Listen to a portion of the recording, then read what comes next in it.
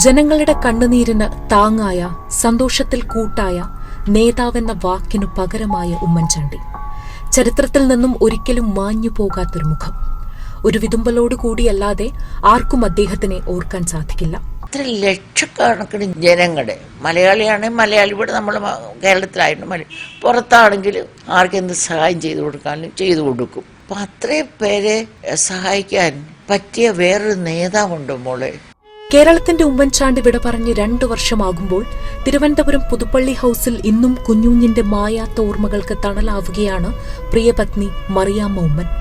ഈ കുടുംബത്തിനും ഉമ്മൻചാണ്ടിയുടെ വിയോഗമുണ്ടാക്കിയത് പറഞ്ഞറിയിക്കാനാകാത്ത നഷ്ടമാണ്. സത്യം മാത്രം പറയുന്നത് സത്യമാക്കി ഒക്കെ ശ്രമിക്കുകയും ചെയ്യുന്ന, വളരെ കുറഞ്ഞ വാക്കുകൾ കൊണ്ട് വികാര വിക്ഷോഭമില്ലാതെ പറയുന്ന, ആരെയും കുറ്റപ്പെടുത്താത്ത, ഒരു ക്ലെയിം ചെയ്യാത്ത, ആരെ ചലഞ്ച് ചെയ്യാത്ത ഇങ്ങനൊരു രാഷ്ട്രീയക്കാരനെ ഞാൻ വേറെ കണ്ടിട്ടുമില്ല.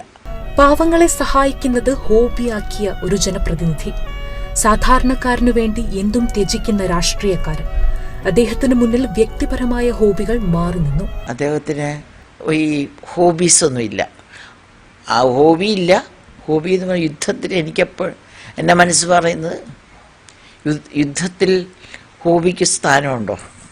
അദ്ദേഹത്തിന് എന്നും പാവങ്ങൾക്ക് വേണ്ടി യുദ്ധമായിരുന്നു. ഇത്രയധികം ജനങ്ങളെ സഹായിക്കുന്ന മറ്റൊരു നേതാവിനെ കണ്ടെത്തുക അസാധ്യം.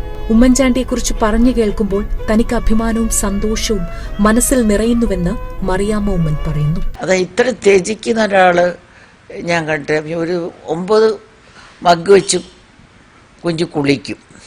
ഞാൻ ചോദിച്ചു, എന്തിനാ ഈ 1 ബക്കറ്റ് വെള്ളത്തിൽ കുളിച്ചു, എന്തിനാ 6-9 മഗ് വെള്ളം വെച്ച് കുളിക്കുന്നത്? എത്ര പിശുക്കണോ? അത് ഇടുക്കിയിലുള്ളവർക്ക് വെള്ളം കിട്ടത്തില്ല. പിന്നെ വെള്ളം കൊണ്ടാണ് ഷേവ് ചെയ്യുന്നത്. ഇഷ്ടംപോലെ നല്ല കൂടിയ സാധനങ്ങളെല്ലാം അച്ചു വാങ്ങിച്ചു വെച്ചിട്ടുണ്ട്. അപ്പം ഞാൻ ഈ വെള്ളം കൊണ്ട് എന്തിനു ഷേവ് ചെയ്യുന്നത്? ഒരുപാട് പേർക്ക് അങ്ങനെയാന്നീ. ആത്മാവിന് മരണമില്ല.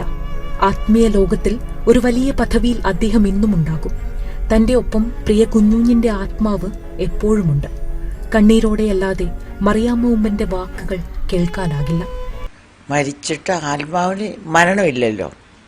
ആത്മീയ ലോകത്ത് അദ്ദേഹം ഒരു വലിയ പദവിയിൽ സ്വർഗത്തിൽ തന്നെ ഇരിക്കുകയാണെന്ന് വിശ്വസിക്കുന്നു. എൻ്റെ കൂട്ടത്തിലുണ്ട്, എൻ്റെ പിള്ളേരുടെ കൂട്ടത്തിലുണ്ട്. എനിക്ക് തോന്നുന്നു കേരളത്തിൽ മൊത്തം ആത്മാക്കൾക്ക് എവിടെയും പോകാമല്ലോ. ന്യൂസ് ഡെസ്ക്, ജയ് ഹിന്ദ് ന്യൂസ്.